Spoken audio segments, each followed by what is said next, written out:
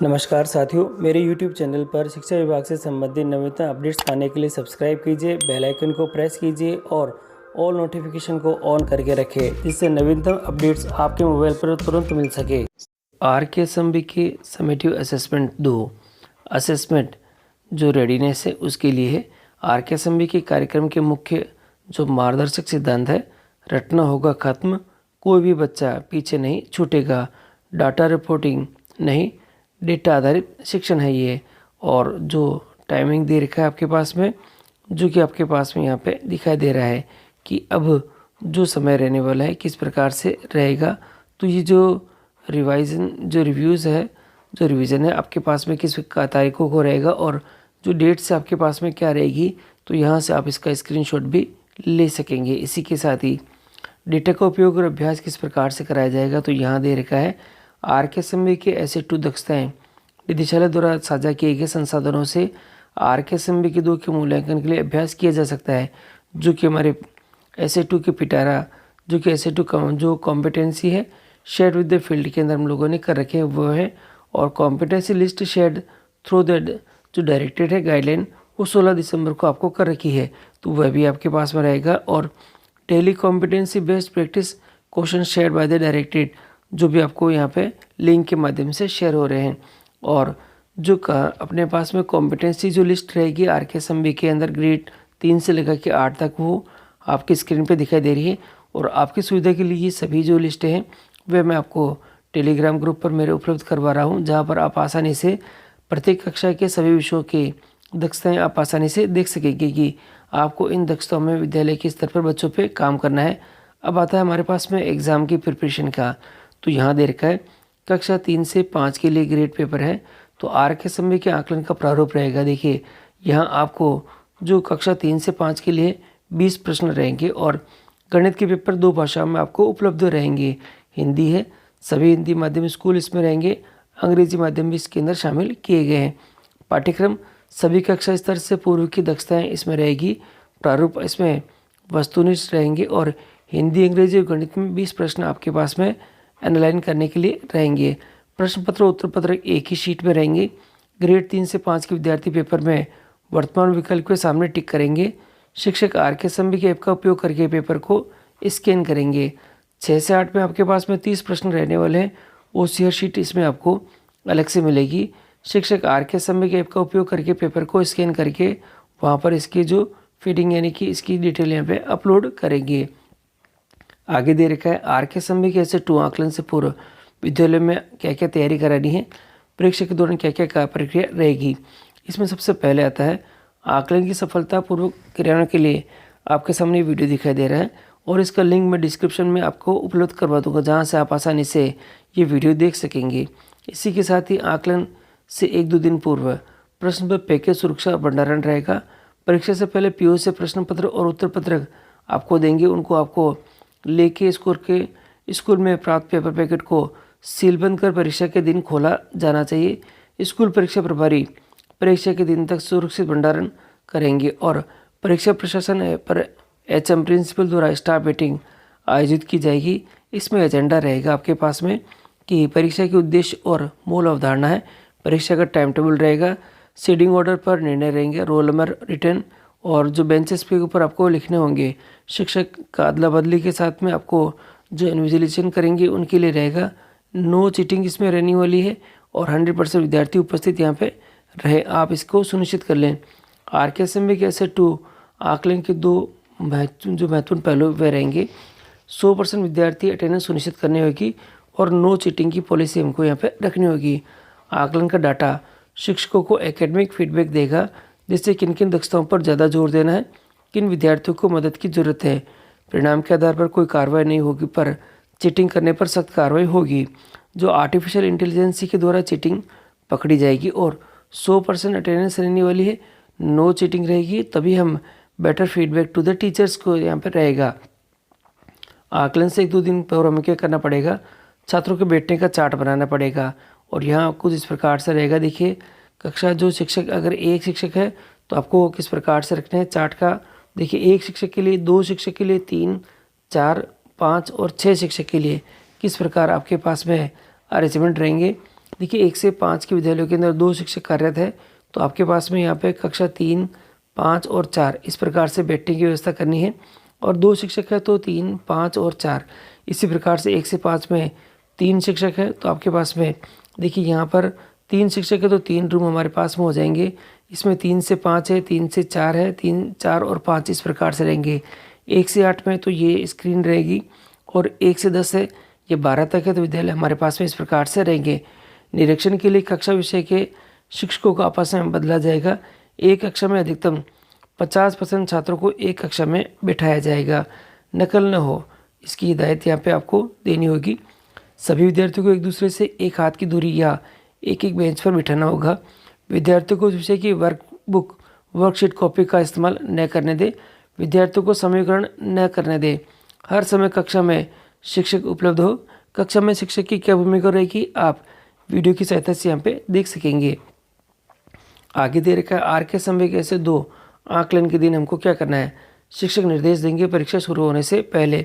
देखिए कुछ बिंदु रहेंगे महत्वपूर्ण, वो इस प्रकार है। एवरी क्वेश्चन सिंगल टिक में रहेंगे। पहले हल करने के लिए रफ शीट का उपयोग करें, फिर आप OCR पर जो उत्तर देंगे शीट पर बॉक्सों पर सही का निशान लगाने के लिए पेंसिल का प्रयोग करना है। देखिए यहाँ पर किसका प्रयोग करना है, पेंसिल का करना है। प्रश्न को ठीक से पढ़ें। OCR पेपर में सीधे उत्तर न दें, पहले रफ शीट में उत्तर लिखें। कागज़ पर अपना नाम और रोल नंबर स्पष्ट रूप से लिखें। अगर कोई शंका है तो हाथ उठाएं, दूसरे कागज़ के ऊपर न लिख दें और दूसरे को कागज़ पर लिखकर न दें। निरीक्षण और संग्रह शिक्षकों के द्वारा सख्त निगरानी होगी। प्रत्येक कक्षा में परीक्षा के दौरान एक शिक्षक होना यहाँ पे चाहिए। वापस जमा करते समय OCR पेपर को फोल्ड नहीं किया जाना है। अलग अलग ग्रेड के छात्रों के अलग से पेपर एकत्रित किए जाने रहेंगे। तो ये रहेंगे आकलन के दौरान 3 से 5 के शिक्षक किस प्रकार बच्चों की मदद कर सकते हैं जिससे वे सही तरह से OCR भरे और चीटिंग भी नहीं हो। देखिए हिंदी के अंदर आपको क्या करना पड़ेगा, शिक्षक प्रश्नों को पढ़ने में मदद कर सकते हैं और मैसेज पढ़ने के लिए छात्र को स्वतंत्र रूप से पेपर को उत्तर देना चाहिए। गद्यांश पद्यांश रूपी प्रश्नों में कोई भी सहायता नहीं करनी है। इंग्लिश के अंदर शिक्षक प्रश्नों को पढ़ने में मदद कर सकते हैं, उन्हें प्रश्नों को समझने में मदद कर सकते हैं, हिंदी में अनुवाद कर सकते हैं। गद्यांश पद्यांश रूपी प्रश्नों में कोई सहायता नहीं करनी है। मैथ्स के अंदर शिक्षक प्रश्नों को पढ़ने और प्रश्न को समझने में उनकी सहायता कर सकते हैं, ये रहेगा। इसी के साथ ही देखिए आइए जो इन्विजिलेशन के दौरान हमको क्या करना है और क्या नहीं करना है, इसके लिए भी ये वीडियो दे रखा है। ये सभी वीडियो आपको डिस्क्रिप्शन बॉक्स में उपलब्ध हो जाएंगे, ये टेलीग्राम ग्रुप पर आपको मिल जाएंगे। नकल व चीटिंग करने से विद्यालयों पर क्या प्रभाव पड़ेगा, देखिए यहाँ पर तो राज्य और जिला फ्लाइंग स्क्वाड दिशा निर्देशों का पालन नहीं करने पर स्कूल के प्रधानाध्यापक HM को कारण बताओ नोटिस जारी कर सकते हैं। स्कूल के डेटा का होगा विश्लेषण। यदि किसी जोड़ तोड़ की पहचान की जाती है तो पूरे स्कूल को एक पुनः परीक्षण से गुजरना पड़ेगा। शैक्षणिक प्रदर्शन पर नहीं होगी, देखिए यहाँ पर शैक्षणिक प्रदर्शन पर नहीं होगी स्कूलों की निगरानी, लेकिन नकल बर्दाश्त नहीं की जाएगी। और यहाँ देख रखा है RK समय के असेसमेंट 1 में 100 स्कूलों को दिए गए कारण बताओ नोटिस, तो आप भी यहाँ पे ध्यान रखिएगा।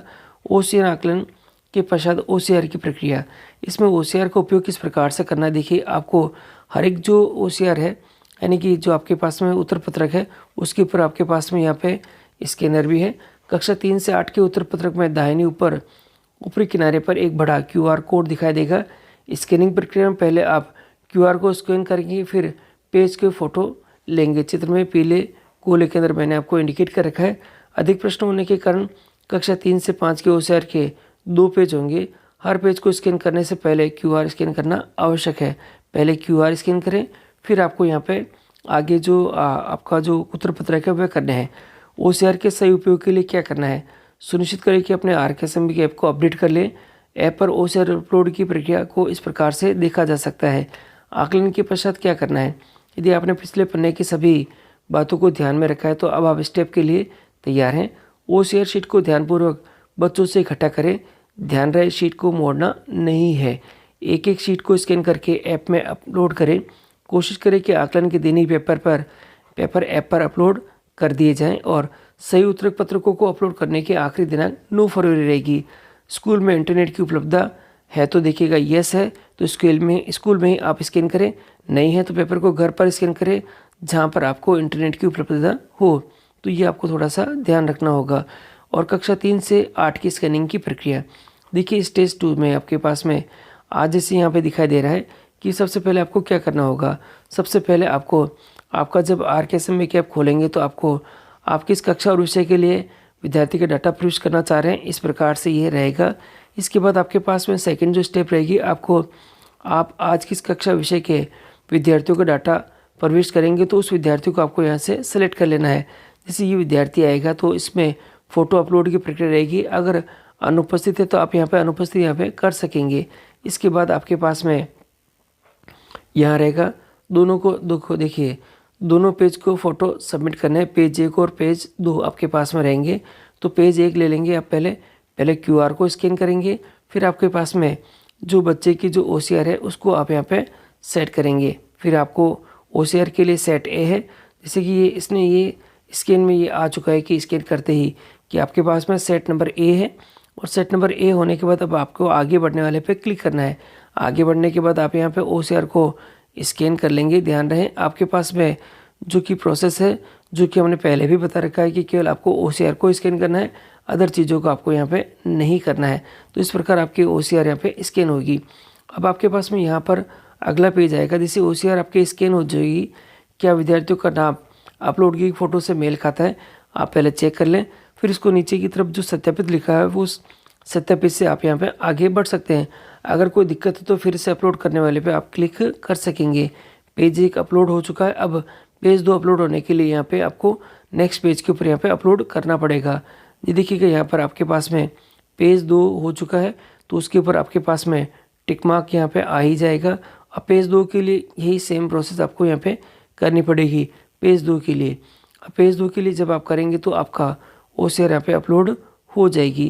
तो इस प्रकार जो OCR अपलोड की पूरी प्रक्रिया ये भी आपने देख ली है। यहाँ पे OCR अपलोड हेतु जो ध्यान देने योग्य बिंदु है वह भी किस प्रकार से रहेंगे। देखिए विद्यार्थी का फ़ोटो आपको अपलोड नहीं करना है, गलत कक्षा विषय की फ़ोटो अपलोड नहीं करनी है, अन्य पुस्तक की फ़ोटो आपको नहीं करनी है, दूर से फ़ोटो नहीं खींचनी है, धुंधली फ़ोटो नहीं लेनी है, कागज़ के बंडल को एक साथ नहीं रखना है। फ़ोटो खींचते समय आमतौर पर जो त्रुटियाँ होती है वह उत्तर पत्रकों को स्वयं नहीं जांचें। कक्षा 6 से 8 के प्रश्न पत्र अपलोड नहीं करें। टिक के अलावा कोई भी निशान न लगाएं। वाटर मार्क के साथ फ़ोटो न लें। और OCR के बारे में महत्वपूर्ण बिंदु, इसको स्वयं चेक न करें, न ही कोई निशान इसके ऊपर आने दें। एक बार पेपर कलेक्ट करने के बाद उत्तर पत्रक पर कोई परिवर्तन न करें। यदि गलती से बच्चा सब्जेक्ट मार्क एब्सेंट मार्क कर दिया गया है तो ऐप पर सफलतापूर्वक पूरा बटन दबाएं। इसके बाद आपको विद्यार्थी का नाम का बटन दिखेगा, उसको दबाएं और OCR शीट अपलोड कर दें। ध्यान दें बच्चे केवल टिक कर रहे हैं और यही ध्यान रखना आपको। Last date for the OCR upload की 9 फरवरी रहेगी। और देखिए समरी, अब मैंने आपको जो बताया वापस एक बार रिकॉल कर देता हूँ। अभ्यास के लिए RKSM की दक्षता सूची, पिटारा और दैनिक अभ्यास प्रश्नों का आपको उपयोग करना है। 100% विद्यार्थी अटेंडेंस सुनिश्चित करनी है। नो चीटिंग की पॉलिसी रखनी है। परीक्षा के आधार पर आपको कोई कार्रवाई, ये देखिए आपको परिणाम के आधार पर आपकी कोई कार्रवाई नहीं होगी। तो इन सभी बातों को ध्यान में रखते हुए आप RKSM की 2 के आकलन की पूरी प्रक्रिया पर सुनिश्चित करें।